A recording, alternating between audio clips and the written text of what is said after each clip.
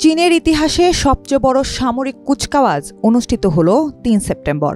দ্বিতীয় বিশ্বযুদ্ধে জাপানের আনুষ্ঠানিক আত্মসমর্পণের ৮০ বছর পূর্তি উপলক্ষে আয়োজিত কুচকাওয়াজে অংশ নিয়েছেন বিশ্বের নানা প্রান্তের শীর্ষ নেতারা।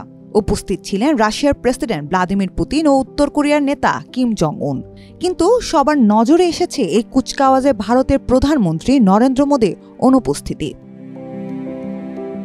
মাত্র কয়েকদিন আগেই চীনের প্রেসিডেন্ট শি জিনপিং এর সঙ্গে সম্পর্ক ভালো করার জন্য আলোচনায় বসেছিলেন মোদি। কিন্তু চীনের সামরিক কুচকাওয়াজে না যাওয়ার সিদ্ধান্ত নিলেন কিছুটা ভেবেচিন্তেই। কারণ এই কুচকাওয়াজে যোগ দিলে তা হতো মোদির পরোক্ষভাবে চীনের সেনাবাহিনীর প্রতি এক ধরনের সমর্থন দেওয়া।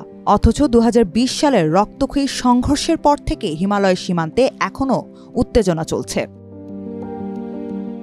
সাম্প্রতিক ভারত পাকিস্তান সংঘর্ষে চীনের ভূমিকার কারণে মোদির অবস্থান আরও কঠোর হয়েছে।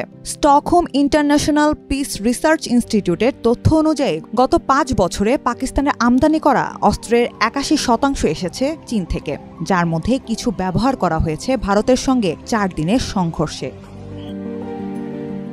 এই কুচকাওয়াজে মোদির অনুপস্থিতি স্পষ্ট বার্তা দেয় যে চীন যখন সীমান্তে আগ্রাসন চালাচ্ছে আর পাকিস্তানকে কৌশলগতভাবে সহায়তা দিচ্ছে, তখন তাদের সঙ্গে স্বাভাবিক সম্পর্ক হওয়াটা সম্ভব নয়। চীন পাকিস্তানকে বহুদিন ধরেই তার আয়রনক্ল্যাড ব্রাদার বলে উল্লেখ করে আসছে, যা ভারতকে কূটনৈতিকভাবে আরও অস্বস্তিকর পরিস্থিতিতে ফেলেছে। তাছাড়া এই কুচকাওয়াজ দ্বিতীয় বিশ্বযুদ্ধ শেষে জাপানের আত্মসমর্পণের স্মৃতি বহন করে, আর জাপান এখন ভারতের বড় অর্থনৈতিক ও কৌশলগত অংশীদার। তাই মোদি সেখানে গেলে টোকিওতে তা নেতিবাচকভাবে দেখা হতো। মোদির এই অনুপস্থিতি আসলে বুঝিয়েছে যে ভারত বহুপাক্ষিক মঞ্চে চীনের সঙ্গে আলোচনা চালিয়ে গেলেও প্রতীকী কূটনীতি আর দেশের জাতীয় নিরাপত্তার বাস্তবতা থেকে নিজেদের আলাদা করবে না।